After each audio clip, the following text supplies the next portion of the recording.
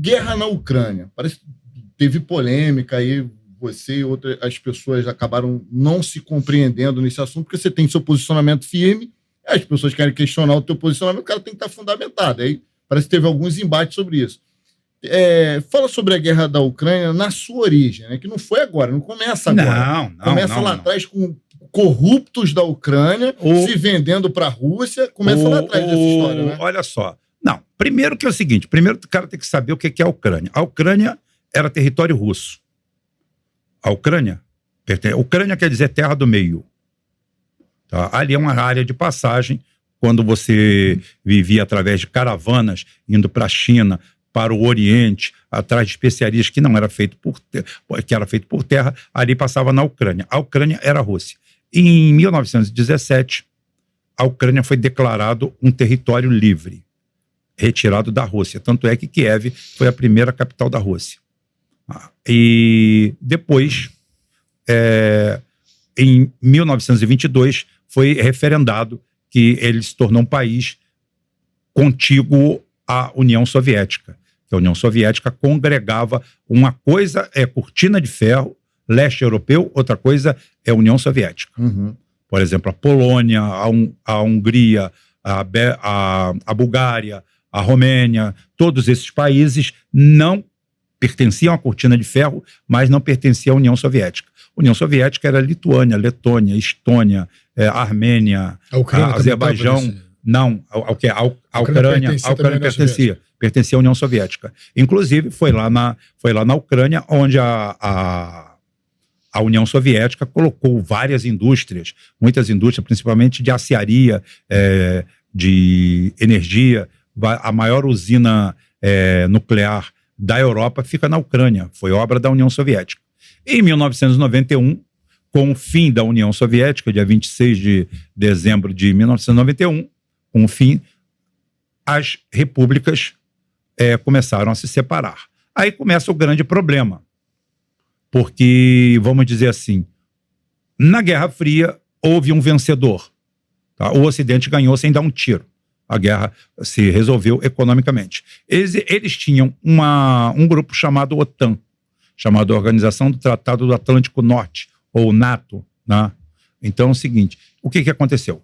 Ela foi criada em 1949 e tinha como objetivo confrontar a Cortina de Ferro. A Cortina de Ferro acabou em 90, com a queda do Muro de Berlim, e em 91 acabou a União Soviética. Naquele momento para lá, não existia mais razão de existir a OTAN. E o que a OTAN fez? A OTAN começou a cercar a Rússia, que foi a maior república que ficou ainda com 17 milhões e 160 mil quilômetros quadrados. Então é o seguinte, começaram a cercar a Rússia. Inclusive, o George W. Bush foi um que falou assim, gente, não mexam com a Ucrânia é área de influência russa. Tá? Mexer ali é se meter em problema. Deixa eles para lá, deixa eles para lá. É a mesma coisa que se a Rússia fosse agora incentivar o México a receber armamento nuclear e mísseis apontados para os Estados Unidos fazendo fronteira. Os Estados Unidos ia querer? Ia gostar? Não. São duas superpotências. E isso daí, cada país se tornou independente. A Ucrânia, desde o rompimento, é talvez o país mais corrupto do mundo. A corrupção terrível. Eu tive um amigo meu que foi cônsul lá, casou até com uma ucraniana, acho que depois se separou. Ele falou assim, cara, lá a corrupção é tão grande, que não é mais corrupção.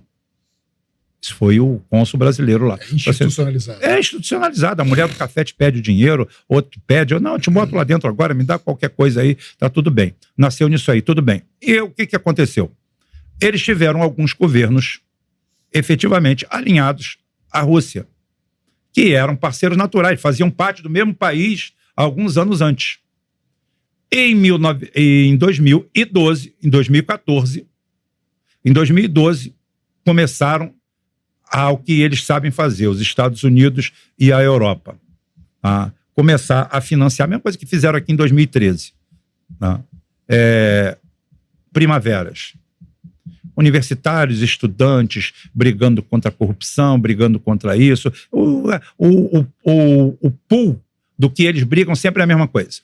É por corrupção, é por isso, é por falta de liberdade, é por aquilo outro. Tentaram fazer na China em 89, se ferraram e os chineses mandaram passar em cima de todo mundo. Pegaram todo mundo e deram sumiço.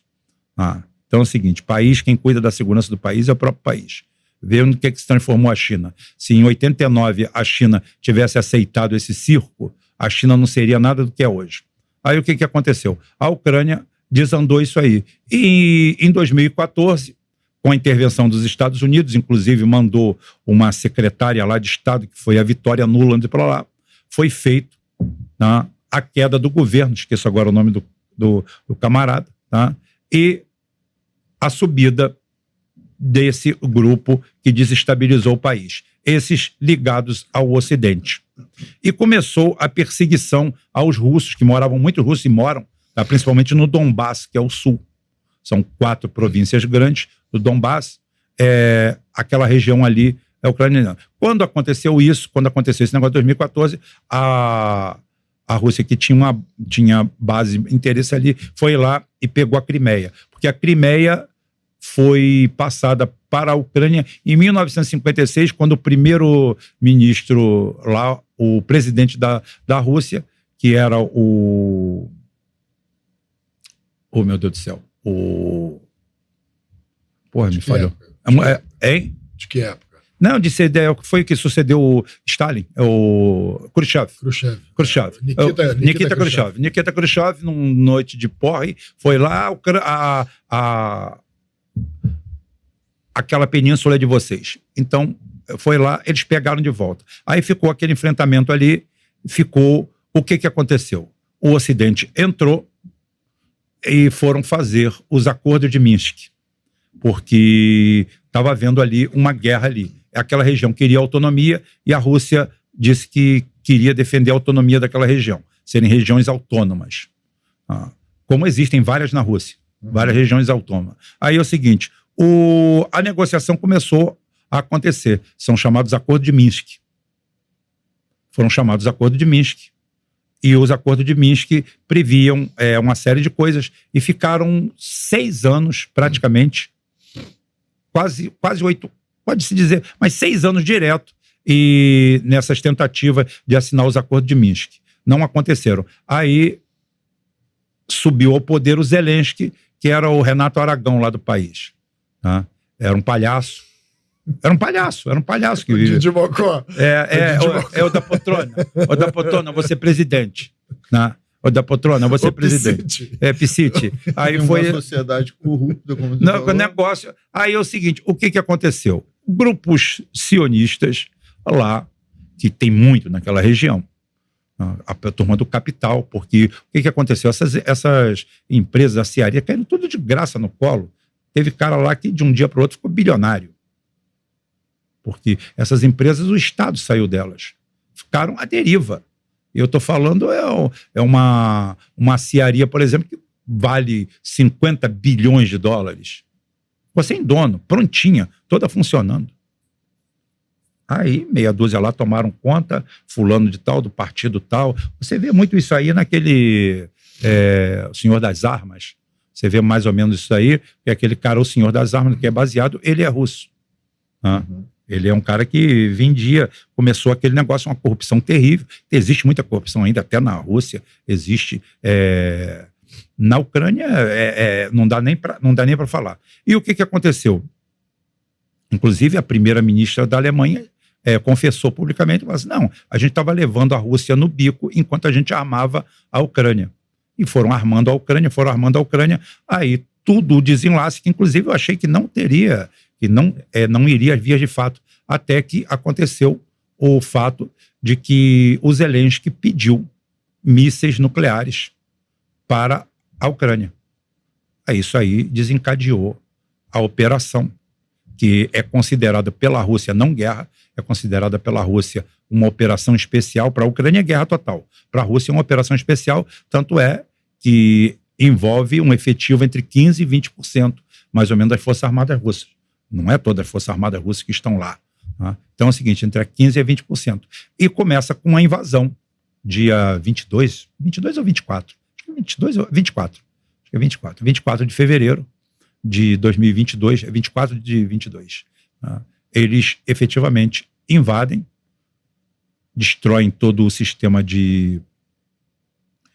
principalmente eletrônico, atacam, e em 48 horas eles cercam Kiev. Nesse momento, há uma paralisação e eles vão para Istambul para fazer um acordo. O Zelensky com o Putin, não sei se o intermediário era o Medvedev, para fazer um acordo. E o Boris Johnson, primeiro-ministro da Inglaterra, vai lá e fala para o Zelensky: olha só, pode tocar o pau que nós vamos abastecer vocês. Não vai faltar nada. Até onde veio aquela frase do Biden, até o último ucraniano. Não são eles que estão morrendo, são os ucranianos. Então é o seguinte... para continuar a guerra, então. Para continuar a guerra. E esse acordo que era para ser assinado quando tinha 30 mil... Não tinha nem 30 mil mortos. Esse acordo que era para ser assinado em março de 2022 foi recolhido. E nesse momento a Rússia muda a estratégia dela. Por exemplo, tem gente que fala assim: bom, você não disse que a Rússia não ganhar a guerra em 48 horas? A Rússia nunca... Ninguém nunca falou essa frase. A frase diz que a operação militar vai acabar quando seus objetivos forem alcançados. Inclusive, vários batalhões nazistas que existem na Ucrânia, comprovadamente, o principal é o batalhão Azov, que foi bem castigado em Mariupol, aonde a Rússia, porque todo mundo fala assim, não existiu resistência na Ucrânia, nem em Kiev, não existiu nada. A Rússia tinha cercado Kiev e no dia seguinte, quando os ucranianos acordaram, a Rússia tinha ido embora. Desceram, foram para Mariupol e atacaram no sul. Pegaram aproximadamente 25%, que hoje está beirando 30%, pegaram 25% do território. Tá? Mariupol, por exemplo, foi totalmente devastada e já foi totalmente reconstruída.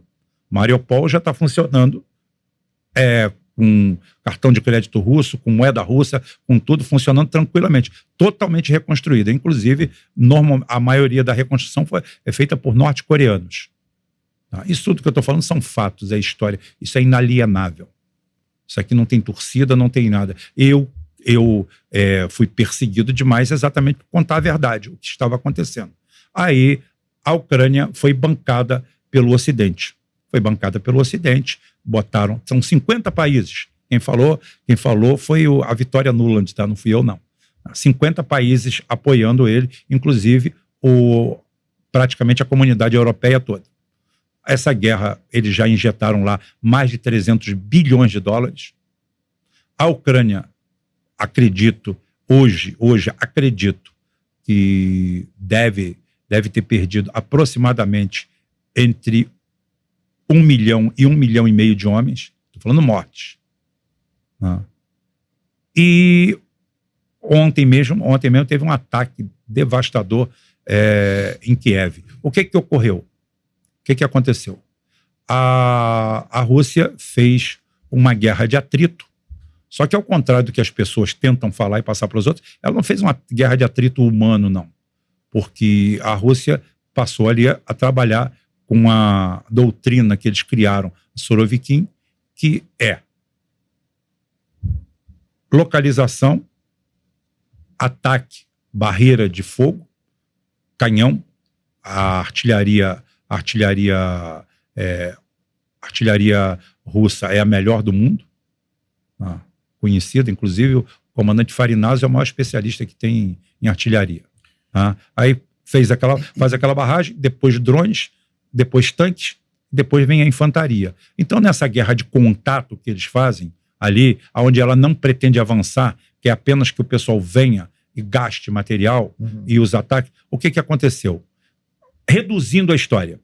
Nos últimos 2 anos, a Alemanha cresceu 0%, quem cresce 0% tem crescimento negativo. Cresceu 0%. A economia europeia está se despedaçando e a Rússia tem crescido 4,5% ao ano. Agora, deixa eu te perguntar uma coisa. Antes disso tudo aí, antes desse ponto em que nós estamos agora, houve um momento em que a Ucrânia foi convencida a entregar armamento nuclear? Não.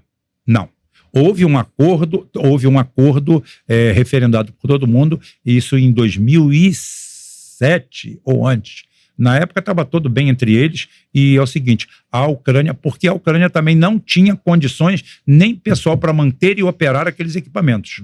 Se tornavam objetos radioativos de altíssima periculosidade, porque você precisa de equipes especializadas, e as equipes especializadas eram russas. Então é o seguinte, ela entregou aquilo ali e ficou acordado que a Rússia ajudaria na proteção da Ucrânia, né? Beleza. O que aconteceu? Entrou um grupo político que se antagonizou com a Rússia, que era o aliado natural, e se aliou com a Europa, com a OTAN. Sendo que não teve vantagem nenhuma para isso. A Ucrânia, apesar de ser um país riquíssimo, é um dos países mais pobres da Europa, exporta principalmente as cadeias da Europa inteira, está cheio de ucraniano. Exporta malandro para tudo quanto é lugar, garota de programa para tudo quanto é lugar. Isso prova que o país não está fazendo o papel dele interno. Lá as mulheres são muito bonitas, são negócios. Então é o seguinte, há uma rede de prostituição usando e muito turismo sexual num país que era, vamos dizer assim, de toda a Europa, é o país que tem a maior área arável, a que mais produz cereais, que mais produz alimentos, é a Ucrânia. Mas o jogo perverso dos Estados Unidos e da OTAN, que querem mandar no mundo criar guerras, a OTAN foi criada para se defender da Rússia. Em 42 anos de existência, para o que ela foi criada, nunca teve guerra nenhuma. Foi só criada. Brigada de incêndio de shopping. Depois que a União Soviética acabou, eles se meteram em 7 guerras. Atacaram países, atacaram os Balcãs, atacaram ali a Iugoslávia, destruíram vários países, atacaram o Iraque, atacaram a Líbia. A Líbia era o maior IDH da Europa, da África, e simplesmente hoje a Líbia é um caos. Tem lá um cara lá que é o líder agora, que está melhorando um pouquinho as coisas. Aquilo ali arrebentou com a África, porque enquanto Muammar Gaddafi estava vivo, ali ninguém passava para a Europa. Quando ele caiu, aquilo virou uma bagunça e simplesmente 10 barcos por dia jogando imigrantes para a Europa. Vou fazer uma pergunta. Então, assim, a gente tem essa guerra da Ucrânia, junto com essa guerra, a gente está naquela guerra da quinta geração, que é das narrativas, né? Cada um, criando uma narrativa. Você falou, mas com as imagens hoje... Mas, assim, não, mas até a imagem você manipula. Eu sei. Você consegue manipular. O negócio Cara, e hoje, assim, eu vi uma frase esses dias que fala assim, você pode convencer, com um fato, você convence 40 sábios, mas 40 fatos não convence um idiota. O idiota não tem jeito. Mas eu te pergunto o seguinte, quem você acredita que estava certo nessa guerra? Quem estava certo dentro da lógica que nós temos pragmática? A Rússia. A Rússia tem que se defender territorialmente, porque é uma potência a ser atacada. Foi a mesma coisa que os Estados Unidos fez quando a União Soviética quis botar mísseis em Cuba. A União Soviética tentou, na década de 60, colocar mísseis nucleares em Cuba. Foi a crise dos mísseis e entraram em confronto na mesa de negociações, e existem acordos de lá até hoje vigorando. Um é que os Estados Unidos nunca invadiria Cuba. Esse acordo existe. Foi assinado lá. Como também não colocar mísseis nucleares na Turquia. Então, tudo isso aí. Então se chama área de interesse, cinturão de segurança de superpotências. A OTAN não respeitou isso da Rússia. Então, por que você acha que a OTAN não respeitou? Qual era o medo da OTAN? Não é medo. A OTAN não tem medo da Rússia. A OTAN, o que ela quer, os países europeus, o establishment, quer destruir a Rússia. Como eles fizeram de 91 a 2000. Em 9 anos, eles transformaram a Rússia, a antiga União Soviética, num lugar miserável, um lugar que tinha 145 mil homicídios por ano, mandado por uma porrada de quadrilhas, acabaram com a Rússia. Foi o Putin que, quando tomou o poder em 2000, começa um processo de recuperação que se mantém até hoje, até voltar a ser superpotência. A Europa foi para lá para destruir, ao invés de levar a mão, falar assim, vamos todos juntos aqui, não. O que o pessoal quer é riqueza. O solo mais rico do mundo está lá. É só então, isso. Então esse argumento é interesse, é tudo interesse. Eles usam às vezes mas a preocupação que a Rússia é expansionista. A Rússia é expansionista. A Rússia, olha os Estados Unidos e olha a Rússia. Faz um mapa aí em quantas guerras a Rússia se meteu e quantas guerras os Estados Unidos. Estados Unidos se mete no mundo inteiro, junto com a gangue europeia. Se metem no mundo inteiro, em tudo quanto é lugar. É na Europa, é na África, é na Ásia, é em tudo quanto é lugar, arrumando guerra em tudo quanto é lugar. Os Estados Unidos têm 800 bases no mundo. A Rússia tem 2 ou 3. Tem 2 que eu me lembre. A China tem 2. Os Estados Unidos têm 800. Tem 500 mil homens espalhados pelo mundo. E o país deles na merda absoluta, entrando no rabo do fentanil, o país todo drogado, fudido, os direitos nos Estados Unidos estão indo no chão, porrada de gente sem teto. O país tem o país que você vê e o país que você vive. Enquanto isso, eles gastam $1 trilhão por ano, que é metade do PIB brasileiro, com armamento, ainda mais ineficiente. Porque se fosse eficiente, a Rússia tinha tomado dentro. E a Rússia destruiu tudo que eles mandaram para lá. Inclusive com os operadores. De vez em quando morre lá 4, 5, 6 altos oficiais lá da OTAN e dos Estados Unidos, aí daqui a pouquinho um escalando o Everest morre, outro passeando não sei aonde morre. Aí eles espalham esse defunto por outros lugares. Agora aqui, qual a questão que envolve, por exemplo, aqui no Brasil, o pessoal olhou para o Zelensky, para a Ucrânia, o Zelensky com aquele jeitinho dele de coitado, e o Putin com aquela presença mais imponente, vamos assim dizer, a Ucrânia sendo um país menor, que em tese foi atacado, e aí boa parte dos brasileiros se apaixonam pela Ucrânia e começam a atacar a Rússia. Por que disso? Por que essa paixão por um país? É porque ele é menor? Mídia. Acho que é mídia, narrativa. Um direcionamento da mídia. Total. Alinhado com o Ocidente, né? É claro. Isso se chama mídia atlanticista. A mídia atlanticista é aquela mídia que está alinhada com o pensamento americano e o pensamento da OTAN. E essa mídia que é colocada aqui, cheia de meias-verdades e muitas vezes mentiras inteiras. Então, o que acontece? Eles desvirtuam a situação. A Rússia não tem interesse expansionista nenhum, já tem terra de sobra, tem um problema todo lá. Os acordos de Minsk que estão aí em cima da mesa foram colocados, eles sacanearam até esse ponto. Eles apostaram que ao entrar, a Europa sabia muito bem que a Ucrânia não tinha a mínima chance de ganhar nenhuma guerra com a Rússia. Sabiam desde o começo. Mas eles apostavam em outra coisa. Eles incentivaram a Ucrânia porque eles precisavam que a Rússia entrasse num processo de desgaste. Eles fizeram um mapa, um projeto, e o projeto deu errado. O projeto deles era o seguinte: nós vamos sancionar a Rússia. Eu não sei quantas milhares de sanções tem. Já provou que não serve para nada. Então é o seguinte: vamos sancionar a Rússia. Agora nós vamos tirar a Rússia do sistema de pagamentos internacionais. Agora, segundo os nossos analistas, ao sair do sistema de pagamento ocidental, a Rússia, simplesmente, em 90 dias, o povo mesmo vai arrancar o Trump, vai arrancar o Putin da cadeira. O país vai entrar em convulsão, não vai ter recursos, vai virar um caos. Eles calculavam que o PIB da Rússia cairia 30%, mais ou menos.